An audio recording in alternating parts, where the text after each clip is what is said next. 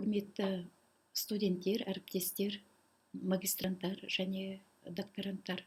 Бүгінгі жұма күнгі 23 қазан 2020 жылы өткізілгелі отырған семинар ғылыми жұмысты жазу технологиясы, талаптары мен міндеттері деп аталады. Ғылыми жұмысты жазу технологиясы, талаптары мен міндеттері тақырыбы өзекті, актуальды, себебі бүгінгі жаһандану заманында әрбір оқу орны бәсекеге қабілетті, ғылыми жұмыспен айналысуға бейім, қалыптасқан, жоғары білікті маман дайындауға міндетті. Міне осы жаңағы бакалавриатты бітіріп, болмаса магистратура және докторантураны бітіру жұмыстары, әлбетте ол диплом жұмысы, магистрлік диссертация және докторлық диссертация жұмыстары болып табылады. Бүгінгі семинар негізінен бітіруші курсқа арналып отыр. Бүгінгі баяндама Қазақстан Республикасының білім беру мен ғылымға қатысты заңнамалық құжаттары мен ресми ақпарат көздері негізінде дайындалды. Қазақстан Республикасының 2007 жылғы 27 шілдедегі білім туралы заңы өзгерістер мен 2020 жылы жаңартылған варианты, сонымен қатар Қазақстан Республикасының ғылым туралы заңы 2019 жылдың 28 қазанындағы өзгерістер мен толықтырулар негізінде бүгінгі баяндама дайындалды. Сіздер мына сайттан көріп отырған заңдардың толық мәтінін осы сайттар арқылы танысып шығуларыңызға болады. Сонымен қатар Қазақстан Республикасының нормативтік құқықтық актілерінің ақпараттық құқықтық жүйесінде білім берудің барлық деңгейінің мемлекеттік жалпыға міндетті білім беру стандарттарын бекіту туралы заңның мәтіні мен білім беру бағдарламалары Қазақстандағы бакалавриат, магистратура, докторантура бойынша толық осы құжаттың мәтінімен таныса аласыздар. Сонымен қатар ғылыми жұмысты жазу технологиясы, талаптары мен міндеттері туралы айтқан кезде өзіміздің Қазақ ұлттық қыздар педагогикалық университетінде бекітілген магистрлік диссертацияны жазу туралы нұсқаулықпен, сонымен қатар білім берудің барлық деңгейінің мемлекеттік жалпыға міндетті білім беру стандарттарын бекіту туралы Қазақстан Республикасы білім және ғылым министрінің 2018 жылғы 31 қазандағы номері 604 бұйрығына өзгерістер мен толықтырулар енгізу туралы нормативтік құқықтық актілердің мемлекеттік тіркеу тізіміндегі мына көрсетілген құжаттармен толық таныса аласыздар. Бұл докторлық диссертацияларға қатысты толық мәтінді білемін деген тыңдаушыларға танысуға болады. Сонымен қатар ғылыми жұмысты жазу технологиясы, талаптары мен міндеттері туралы бірнеше оқулықтар, оқу құралдары, нұсқаулықтар бар. Мына көріп отырған орыс және қазақ тілдерінде ғаламтордан да көптеген кітаптарды таба аласыздар. Ағылшын тілінде академиялық мәтінді жазу түрлері, сонымен қатар орыс тіліндегі сіздерге көрсетіліп отырған кітаптардан сіздер ғылыми жұмыс қалай жазу керек, жазу технологиясы қандай, талаптар мен міндеттер туралы сұрақтарға жауап таба аласыздар. Мұнда міне қазақ тіліндегі оқу құралы көрсетіліп тұр, академиялық жазылым туралы. Жоғары білім берудің мемлекеттік жалпыға міндетті стандартында жоғары білім берудегі бакалавриат туралы мен бір анықтаманы келтіруді жөн көрдім. Бакалавриат кемінде 240 академиялық кредит міндетті түрде меңгерілетін тиісті білім беру бағдарламасы бойынша бакалавр дәрежесін бере отырып, кадрлар даярлауға бағытталған жоғары білім деңгейі. Дипломдық жұмыс білім беру бағдарламасының бейініне сәйкес студенттің өзекті проблеманы өз бетінше зерделеу нәтижелерін жинақтауды білдіретін бітіру жұмысы болып табылады. Сонымен қатар ғылым туралы заңда жоғары оқу орындарының ғылыми қызметі туралы 9 баптың 1 тарауын оқып беруді жөн көрдім. Яғни, жоғары оқу орны жүзеге асыратын қызметтің негізгі түрі білім берумен қатар ғылыми техникалық және инновациялық, оның ішінде зияткерлік меншік құқығын жүзеге асыру, сондай-ақ ғылыми зерттеу және тәжірибелік конструкторлық жұмыстар болып табылады. Яғни, жоғары оқу орнының студенттері, профессор оқытушылар құрамы, магистранттар мен докторанттар ғылыми жұмыстағы негізгі субъектілер болып табылатындықтан да студенттердің реферат, курс жұмысы, жоба қорғауы, диплом жұмысы бәрі де ғылыми қызметтер қатарына енеді.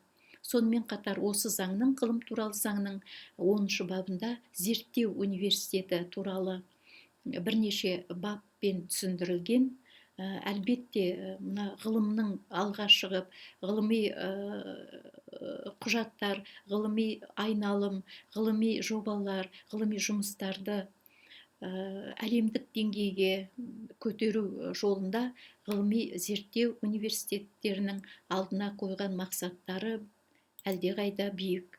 Енді білім туралы заңнан бакалавр, жоғары білімнің білім беру бағдарламаларын меңгерген тұлғаларға берілетін дәреже деп көрсетілген. Осы жерде студенттерді қорытынды аттестаттау, яғни диплом қорғау жұмысы, бұл тиісті білім деңгейінің мемлекеттік жалпыға міндетті стандартында көзделген оқу пәндерінің және модульдердің көлемін, олардың меңгеру дәрежесін анықтау үшін жүргізілген рәсім деп көрсетілген. Бүгінгі семинарға байланысты әлбетте Қазақстандағы ғылыми зерттеу жұмыстарына тоқталамыз. Қазақстандағы ғылыми зерттеу жұмыстары әлбетте Қазақстан Республикасы Білім және ғылым министрлігінің құзырына қарайды. Ғылыми дәрежелер мен ғылыми атақтар туралы айтатын болсақ, диплом жұмыстарына, магистрлік жұмыстарға және докторлық диссертацияларға әлбетте ғылыми дәрежелер мен ғылыми атақтары бар ғалымдар жетекшілік етеді. Сонымен қатар Қазақстандағы ғылым және ғылыми педагогикалық кадрлар дайындау туралы айтатын болсақ, ол әлбетте магистратура және докторантурада ғылыми педагогикалық кадрлар дайындалады. Студенттердің ғылыми зерттеу жұмыстары туралы айтатын болсақ, 1 курсқа түскеннен бастап студенттер ғылыми жұмысқа тартылады.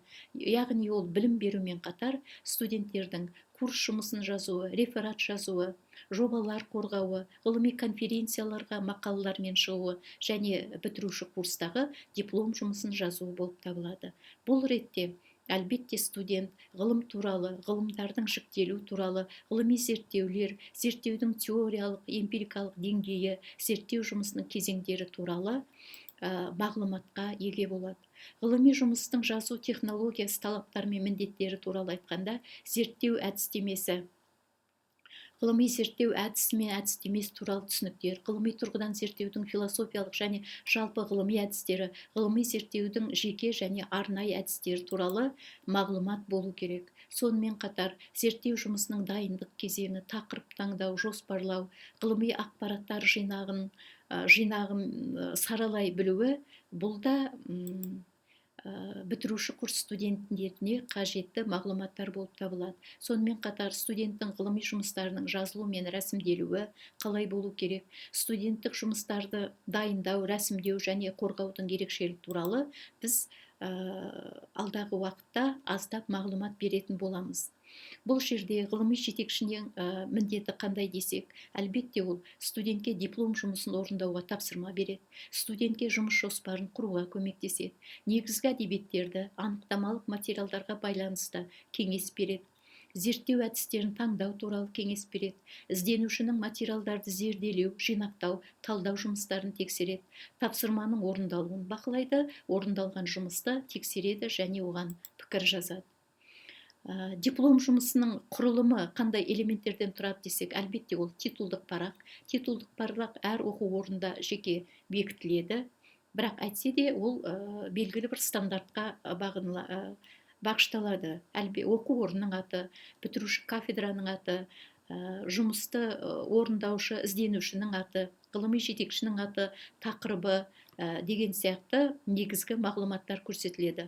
Мазмұны мазмұны, одан кейін реферат көрсетіледі. Реферат дегеніміз диплом жұмысының негізгі тақырыбы, кілт сөздер, өзектілігі, мақсаты, қарайтын әдебиеттері және өзектілігі, көлемі туралы қысқа ғана бір бет немесе жарты бет те берілетін ақпарат. Қысқартылған сөздер диплом жұмысында қолданылған, ол қажетіне қарай, қажет болған жағдайда көрсетіледі. Әрі қарай диплом жұмысы негізгі құрылымы кіріспе, жұмыстың негізгі бөлігі, қорытынды және пайдаланылған дереккөздердің тізімі. Сызбалар, диаграммалар ол диплом жұмысында қолданылған жағдайда ғана қажетіне қарай көрсетіледі. Сонымен қатар сіздерде сұрақ туы мүмкін: студенттің дипломдық жұмысы қорғауға жіберілмейтін қандай жағдайлар? Ол әлбетте, егер плагиат болса, мазмұны мен тақырыбы сәйкес келмесе, грамматикалық қателер көп болса, пайдаланылған дереккөздер дұрыс көрсетілмесе, бір ғана оқулық негізінде жазылса, қарсы пікір берілсе. Қарсы пікір берілген жағдайда әлбетте кафедрада, деканатта бұл арнайы талқыланып, қорғауға жіберілу және жіберілмеу туралы арнайы шешіледі. Енді диплом жұмысына қойылатын ғылыми жұмыс талаптары туралы бітіруші курс студенттеріне айтатын негізгі мәлімет: жұмыс методологиясы. Ол әлбетте сіздердің философия пәнінен, логика пәнінен, педагогикадан, жалпы өздеріңіздің ғылыми жұмыспен айналысып жүргендегі жиналған әдіс тәсілдеріңізді қолдану. Ол жерде анализ, синтез, индукция, дедукция, аналогия сынды жалпыдан жалқыға, жалқыдан жалпыға ұқсас мәліметтерді біріктіре отырып шешім қабылдау сынды барлық зерттеу әдістері пайдаланылады.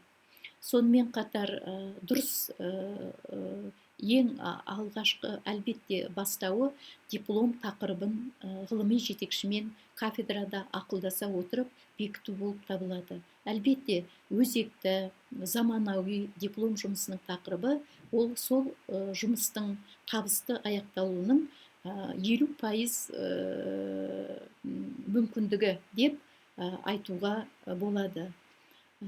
Бітіруші курс студенті әлбетте бітіретін курстың оқу жылының басында диплом тақырыбын алып бекітеді. Ол кем дегенде қорғауға дейінгі мерзімнің 6 ай қалғанға дейінгі уақытта міндетті түрде кафедрада бекітуі керек, бекінуі керек.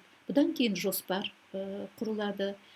Жоспар екі түрлі: ол диплом жұмысының жоспары, сонымен қатар диплом жұмысын орындап бітіру жоспары, мерзімдік.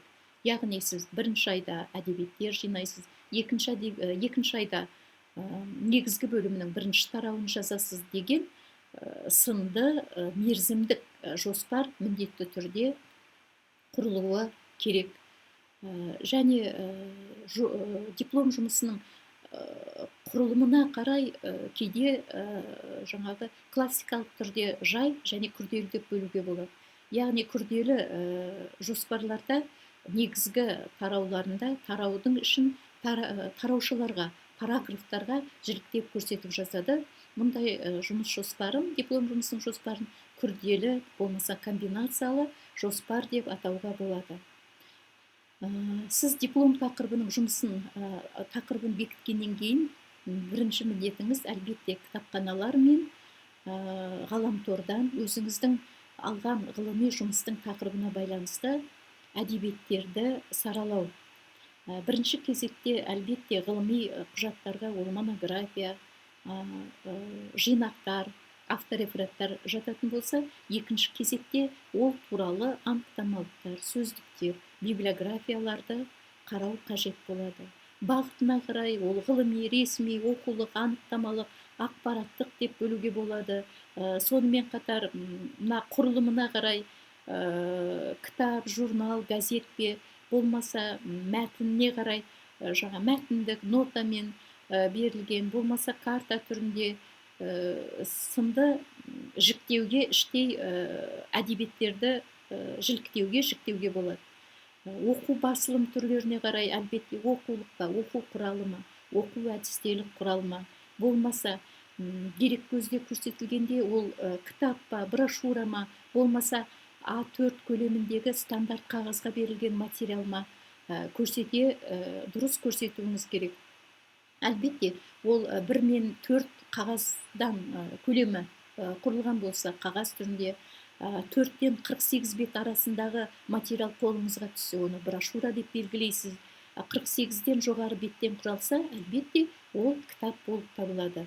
Бұлардың барлығы мерзімді емес материал көздері болса, сонымен қатар мерзімді газет, журнал, бюллетень, вестник, хабаршы сияқты мерзімді дерек көздерден материал пайдалансаңыз, оны да сіз ғылыми тұрғыдан сауатты көрсете білуіңіз керек. Сонымен қатар әдебиетті зерделей білу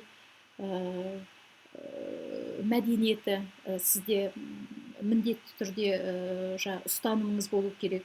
Яғни тақырыбыңызға қатысты негізгі әдебиеттер, оларды сіз жаңағы мұқият әрбір абзацына тарауына дейін оқып шығу, жазып алу, конспектлеу. Болмаса белгілі бір қолыңызға түскен материалдың мазмұнына қарай отырып, өзіңізге қажетті деген бөлімін, тарауын ғана қарау, болмаса жалпы мазмұнын жазып алу туралы өзіңізде белгілі бір заңдылық міндетті түрде диплом жұмысында ұстанымыңыз болуы керек. Студенттің ғылыми жұмысында міндетті түрде ғылыми стиль, яғни тілдің ғылыми стильмен жазылуы міндетті саналады. Ол әлбетте ғылыми жұмысты жазып отырып эмоцияға беруге болмайды, көңіл күйді көрсетуге болмайды. Монологиялық стильмен бір ойды екінші ой логикалық түрде, бір абзацтан екінші абзацқа логикалық түрде жалғасқан қатаң ұстаныммен, ғылыми стильмен жұмыс жазылуы керек. Ғылыми стильдің өзін ғылыми айналымда, мысалы монография, баяндамалар, курстық, дипломдық, докторлық, магистрлік диссертациялар тілін ғылыми стиль деп атауға болады. Ғылыми ақпараттық стиль, түрлі рефераттар, сыни пікірлер, тезистерді, ғылыми анықтамалық стиль, ол сөздіктердің, каталогтардың, түрлі анықтамалықтардың тілі. Ғылыми оқу тілі, ол өздеріңізге кеңінен таныс студенттік кездеріңізде пайдаланған оқу құралдарыңыз, конспектілеріңізді жатқызсақ, ғылыми көпшілік стильге ол журналдарда жарияланған мақалалар, очерктер, кітаптардың мәтінін жатқызуға болады. Демек, диплом жұмысы қатаң түрде ғылыми стильмен жазылу керек. Құрылымы туралы мен тағы да қайталап айтамын, ол міндетті тақырып, кіріспе, негізгі бөлім және қорытынды. Бұл жерде көлемдік жағынан қатаң сақталатын нәрсе, ол кіріспенің жалпы жұмыстың 5-7% көлемінен аспауы. Яғни, сіздің диплом жұмысыңыз 60 беттен құралған болса, кіріспе 3-3,5 беттен аспау керек. Егер сіздің магистрлік диссертацияңыз 100 беттен құралған болса, кіріспе 5-7 беттен аспау керек. Қорытындыға да осындай талап қойылады. Яғни, жалпы жұмыстың 5-7%-нан аспауы.